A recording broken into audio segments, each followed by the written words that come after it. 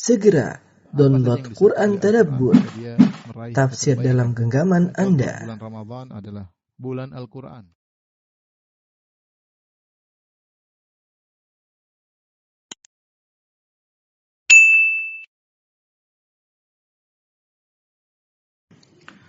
Innal hamdalillah nahmaduhu wa nasta'inuhu wa nastaghfiruhu wa natubu ilayh. Wa na'udzu billahi min shururi anfusina wa sayyiati a'malina. May yahdihillahu fala mudilla lahu wa may yudlil fala hadiyalah. Asyhadu an la ilaha illallah wahdahu la syarika lah wa asyhadu anna Muhammadan 'abduhu wa rasuluhu la nabiyya ba'dah. Ya ayyuhalladzina amanu taqullaha haqqa tuqatih wa la tamutunna illa wa antum muslimun.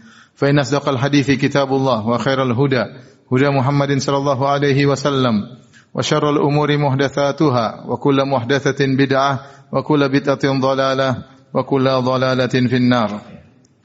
Ma'asyiral muslimin, usikum wa nafsi bi taqwallah faqad fazal muttaqun.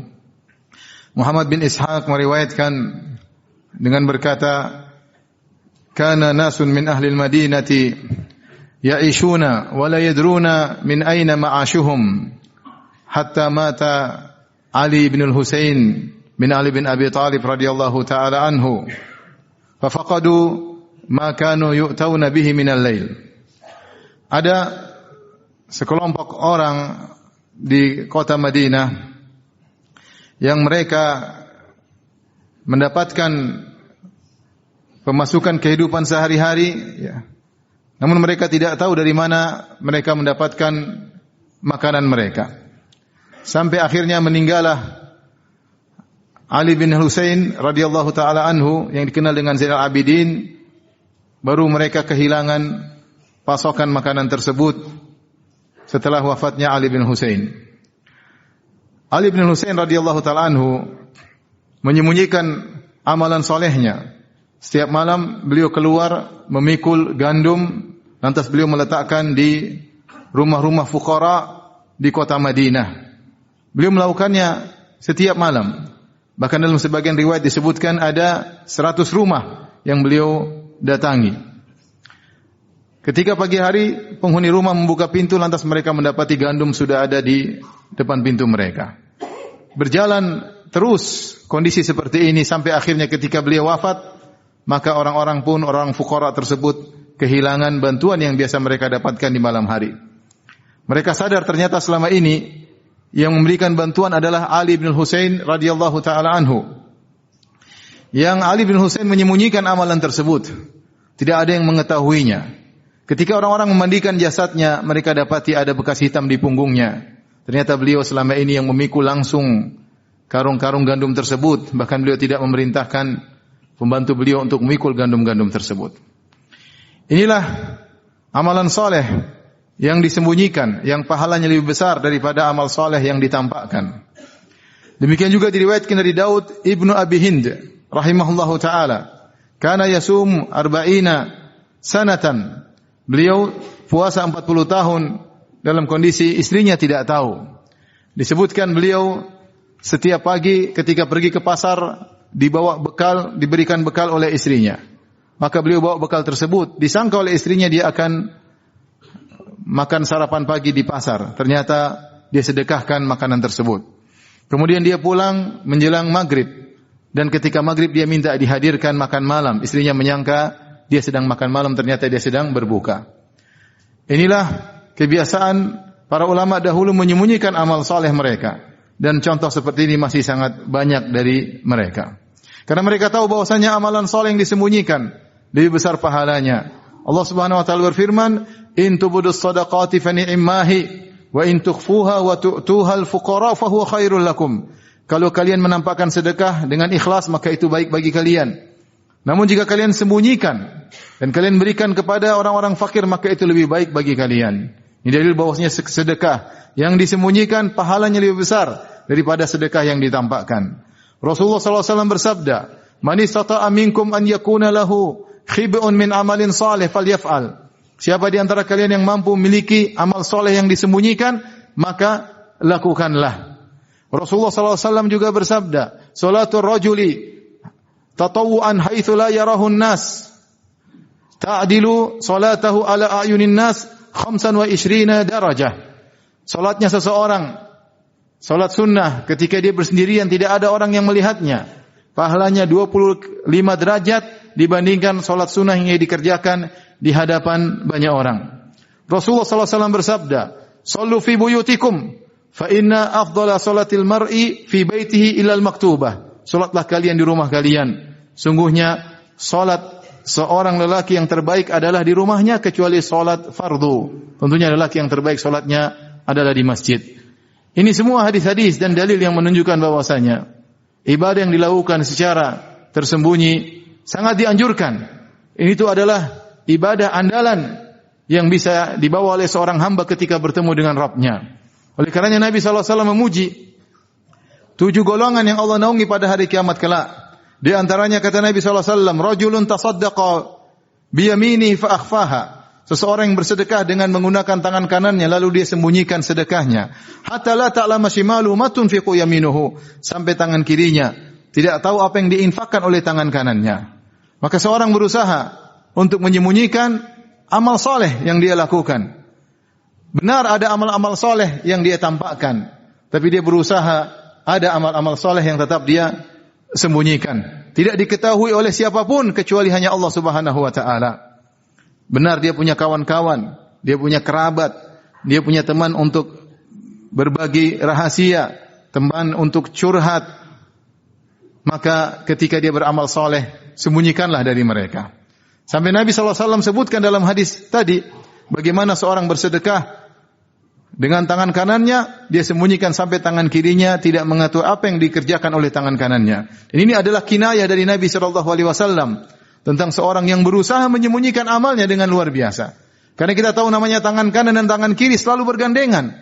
Apa yang dikerjakan oleh tangan kanan sering dibantu oleh tangan kiri. Apa yang dilakukan oleh tangan kanan sering diketahui oleh tangan kiri. Namun begitu semangat dia untuk menyembunyikan amal solehnya, sampai-sampai dia ingin menyembunyikan dari sebagian anggota tubuhnya. Tangan kanannya beribadah sehingga tangan kirinya tidak tahu. Apalagi kepada orang lain, maka dia berusaha untuk menyembunyikan amal solehnya tersebut.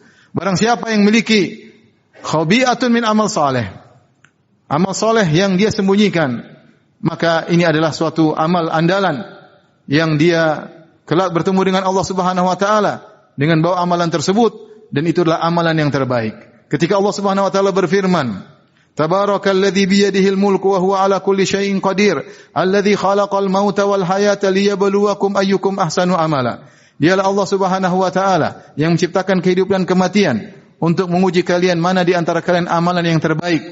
Allah ingin di antara kita mana amalan yang terbaik. Fudail bin Iyad rahimahullah ketika ditanya tentang amal yang terbaik, kata beliau, aswabuhu wa akhlasuhu, yaitu amalan yang paling tepat sesuai dengan sunnah Nabi SAW, wa akhlasuhu, yang paling ikhlas kepada Allah Subhanahu wa taala. Dan jika suatu amalan disembunyikan yang tahu hanya Allah Subhanahu wa taala, maka tentu keikhlasannya terjamin, berbeda dengan amalan yang dilihat oleh orang lain. Aqulu qawli hadza astaghfirullah li wa lakum wa li sa'iril muslimin min kulli dhanbin wa khati'ah fastaghfiruhu innahu huwal ghafurur rahim. Alhamdulillahi ala ihsanihi wa syukru lahu ala taufiqihi wa amtinanihi wa asyhadu an la ilaha illallah wahdahu la syarika lahu ta'ziman li sya'nihi wa asyhadu anna Muhammadan 'abduhu wa rasuluhu da'ila ridwanihi. Allahumma shalli alaihi wa ala alihi wa ashabihi wa ikhwanihi. Jamaah yang dirahmati oleh Allah Subhanahu wa taala, di antara hal yang bantu kita untuk bisa menyembunyikan amal soleh kita, kita belajar agar kita berbahagia jika yang mengetahuinya adalah Allah Subhanahu wa taala. Sehingga kita tidak perlu menanti orang lain mengetahuinya, dan tidak perlu menanti ujian dan pengakuan orang lain, pengakuan makhluk. Ketika Allah sudah melihat apa yang kita lakukan, maka kita sudah berbahagia. Bukankah Allah Subhanahu wa taala berfirman, "Wa ma taf'alu min khairin ya'lamhu Allah." Kebaikan apapun yang kalian kerjakan, maka Allah mengetahuinya. Dalam ayat yang lain kata Allah Subhanahu wa taala, "Wa ma taf'alu min khairin fa innallaha kana bihi alima." Kebaikan apapun yang kalian lakukan, maka Allah mengetahuinya. Maka jika seorang tahu Allah sudah mengetahui apa yang dilakukan, maka sudah cukup. Tidak perlu dia menanti sanjungan dan pengakuan orang lain, pengakuan makhluk yang tidak bisa beri manfaat kepada dia di akhirat kelak. Dan menyembunyikan amal bisa kita lakukan, ya. Tidak harus kita mengunci pintu dalam rumah baru kita beramal soleh. Sekarang mudah, seorang bisa saja naik mobil dalam perjalanan kemudian dia berzikir kepada Allah Subhanahu wa taala. Tidak ada yang mengetahui kecuali Allah Subhanahu wa taala. Seorang bisa saja bersedekah ya, kemudian dengan mengirim sebagian sedekahnya kepada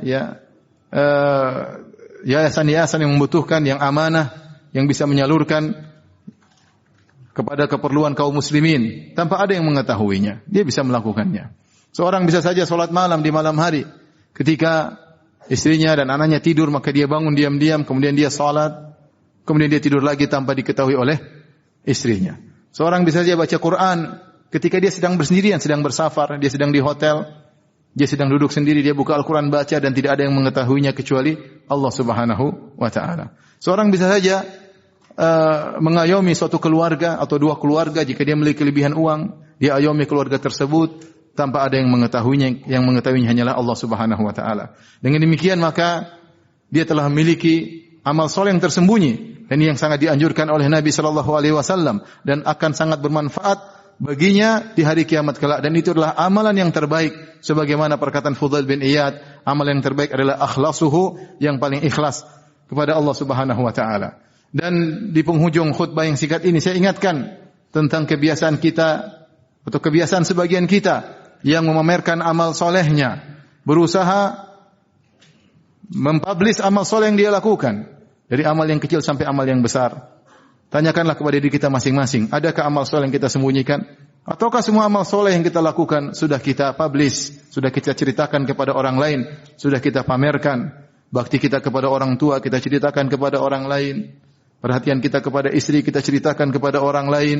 Sedekah kita kepada anak yatim kita ceritakan kepada orang lain. Umrah dan haji kita bahkan kita masukkan di Facebook dan masukkan di medsos. Jadikan status dalam WA kita dan yang lainnya. Tanya pada diri kita, adakah amal soleh yang tidak ada yang tahu kecuali Allah? Ataukah semua amal soleh kita sudah diketahui oleh semua orang? Tentunya kalau amal kita diketahui oleh orang lain, rawan untuk terjerumus dalam riya. Bukan pasti riya, tetapi rawan kita terjerumus dalam riya karena khawatir kita mengharap pujian dan sanjungan dari manusia. Oleh karenanya kita sama-sama berusaha untuk mengikhlaskan niat kita dan kita belajar ada sebagian dari amal soleh kita yang kita sembunyikan. Tidak semua zikir kita, sebagian zikir kita sembunyikan. Benar ada bacaan Quran kita yang orang lain tahu, tapi ada sebagian bacaan Quran yang tidak tahu hanyalah Allah Subhanahu wa taala. Benar sebagian sedekah kita orang lain tahu, tapi ada sebagian sedekah kita yang kita sembunyikan, yang tahu hanyalah Allah Subhanahu wa taala. Semoga Allah Subhanahu wa taala mengikhlaskan niat-niat kita dan semoga Allah Subhanahu wa taala menerima amal ibadah kita. Innallaha malaikatahu yusalluna 'alan nabi ya ayyuhalladzina amanu sallu 'alaihi wa sallimu taslima. Allahumma salli 'ala Muhammad wa 'ala ali Muhammad kama sallaita 'ala Ibrahim wa 'ala ali Ibrahim innaka Hamidum Majid. Wa barik 'ala Muhammad wa 'ala ali Muhammad kama barakta 'ala Ibrahim wa 'ala ali Ibrahim innaka Hamidum Majid. Allahumma ighfiril muslimina wal muslimat wal mu'minina wal mu'minat الأحياء منهم والأموات إنك سميع قريب مجيب دعوات ويا قاضي الحاجات اللهم آت نفوسنا تقواها وزكها أنت خير من زكاها أنت وليه مولاها اللهم أصلح لنا ديننا الذي هو عصمة أمرنا وأصلح لنا دنيانا التي فيها معاشنا وأصلح لنا آخرتنا التي إليها معادنا واجعل الحياة زيادة لنا في كل خير واجعل الموت راحة لنا من كل شر ربنا آتنا في الدنيا حسنة وفي الآخرة حسنة وقنا عذاب النار وأقيموا الصلاة